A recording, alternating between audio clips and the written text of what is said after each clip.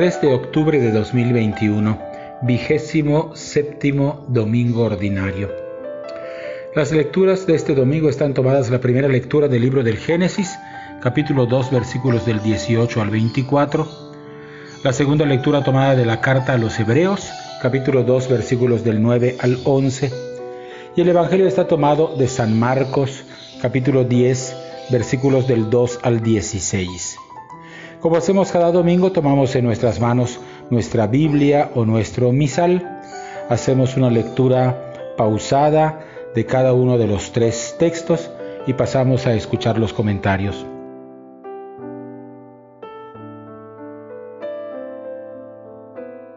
La primera lectura está tomada del libro del Génesis, capítulo 2, versículos del 18 al 24.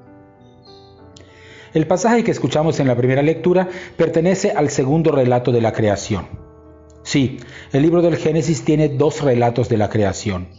El primero abarca del capítulo 1 al versículo 2, 4 y es el más reciente en el tiempo y presenta la creación como una obra de diseño realizado en 7 días. El segundo relato, en cambio, abarca el capítulo 2, versículos del 4 al 24. Recomiendo leer completo este segundo relato y se refiere a la creación de la mujer y se enlaza con la historia del pecado que aparecerá en el capítulo 3. Este segundo relato, más primitivo que el primero, muestra a Dios creando no por medio de su palabra, como en el primer relato, sino a través de antropomorfismos. Es decir, Dios es presentado en el relato como un alfarero que modela el barro, un cirujano que hace una intervención quirúrgica. La primera obra que sale de sus manos es el ser humano, llamado Adán porque procede de la tierra, Adamá. Adán significaría algo así como terrícola, como hecho de tierra. Es colocado Adán en relación con las plantas y los animales en un jardín hermoso y fecundo. Ese jardín deberá ser cuidado por él como su casa, y en este jardín podrá vivir en armonía con todas las demás criaturas. Pero desde el origen, el ser humano tiene una vocación comunitaria. Es un ser en relación, no hecho para la soledad. Por eso, después de que ha creado todas las cosas, viendo que eran buenas, según el primer relato, Dios ha declarado la primera cosa que no es buena, que el ser humano esté solo. La creación de la mujer reviste así una importancia capital. La palabra hebrea tzelá, traducida regularmente por costilla, debería traducirse más ampliamente como costado, como lado, como ocurre con otras apariciones de la palabra en pasajes distintos, como en Éxodo 25:12 y segundo libro de Samuel 16:13. Esto evitaría quizá una interpretación que ha convertido a la mujer como en una especie de apéndice del varón y resaltaría un matiz del texto hebreo original que suele dejarse de lado: la constitución de la humanidad conformada por 2 lados iguales en dignidad y complementarios en su distinción. Las personas nos definimos frente a otras personas y en relación con ellas. Esta es una interpretación que refleja mejor la complejidad del texto en contra de simplificaciones que lo han empobrecido. La profecía hacia el final del texto: dejará el hombre a su padre y a su madre, mira hacia el futuro, porque Adán y Eva no tienen padre y madre a quien dejar. Esta profecía final apunta a la importancia del establecimiento de relaciones armónicas en medio de la diferencia. La expresión una sola carne, que regularmente interpretamos como referido primordialmente al ejercicio de la sexualidad, aunque abarca este ámbito, tiene una connotación bastante más amplia. La palabra basar en hebreo, antes de ser traducida al sarx griego, tiene la connotación de unidad familiar, de suerte que desde los orígenes la vocación humana queda marcada como una vocación a la vida de comunión en la diversidad.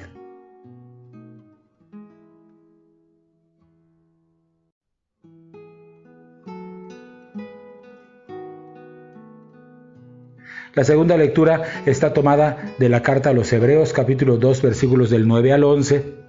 Desde este domingo y hasta el final del año litúrgico estaremos leyendo algunos pasajes de la carta a los Hebreos.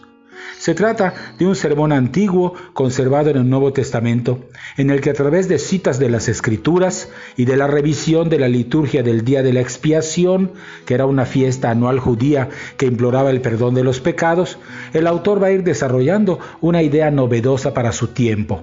Y la idea es esta: la única persona que con propiedad puede llevar el título de sumo sacerdote es Jesucristo, porque solamente Él por su muerte ofreció el único sacrificio agradable al Padre y por su resurrección entró al cielo, que es el auténtico santuario y morada de Dios.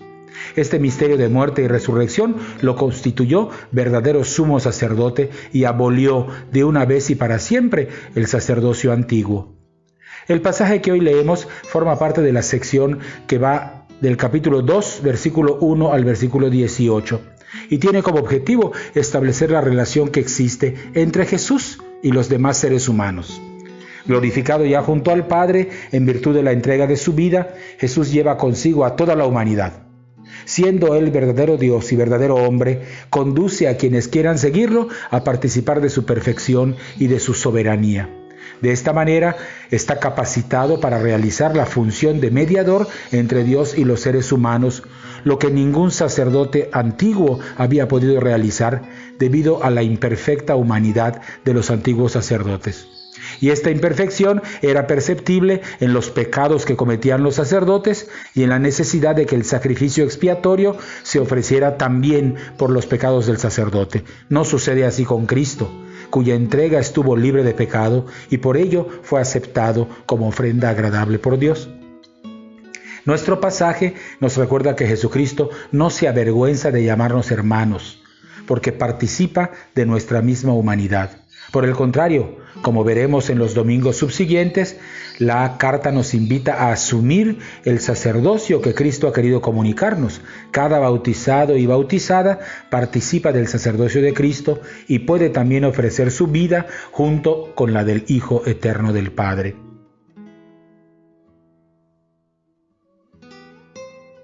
El Evangelio está tomado de Marcos, capítulo 10, versículos del 2 al 16.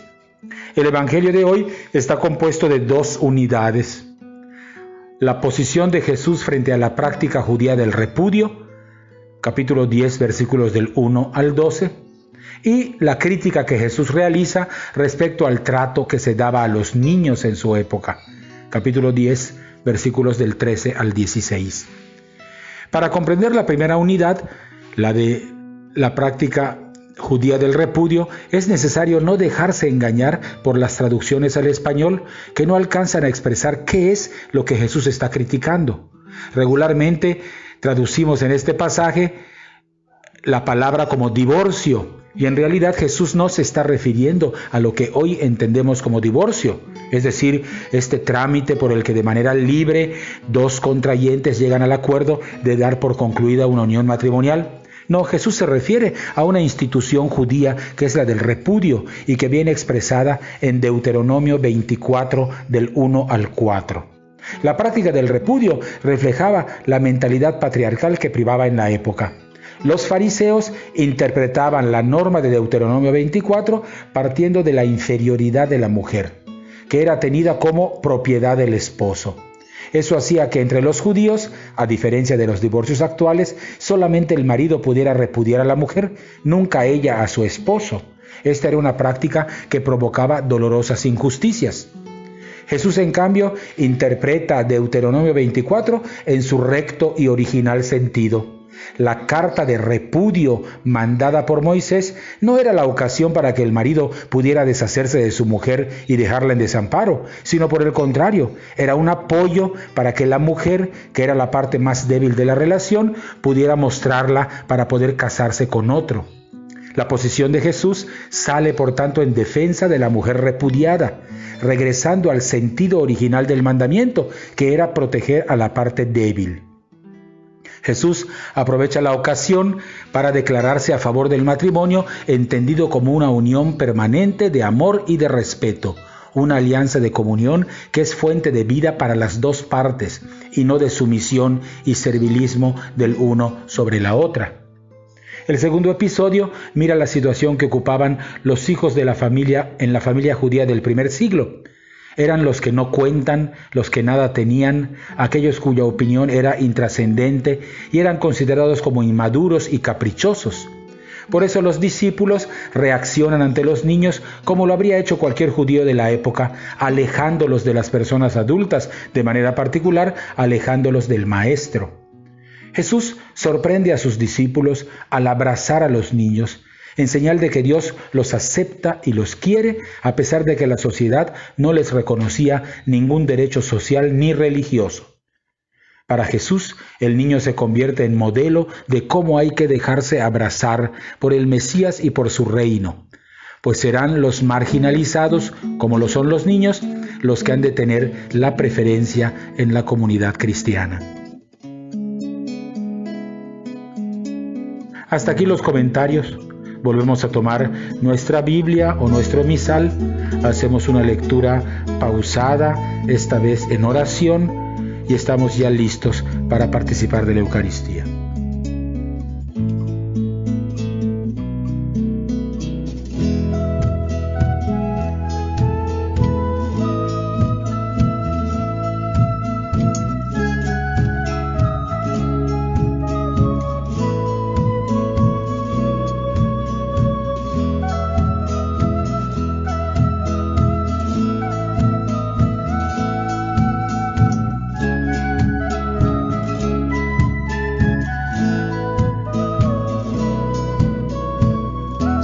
Señor, te lo pido, quédate esta noche en mi alma, pues solo tu amor y abrigo me darán consuelo y calma. Sopla, Señor, sopla fuerte, envólveme con tu brisa y en tu espíritu renovame.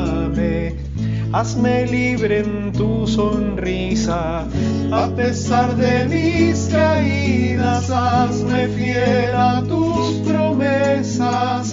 Sopla, Señor, en mi vida y arráncame esta tristeza. Sopla,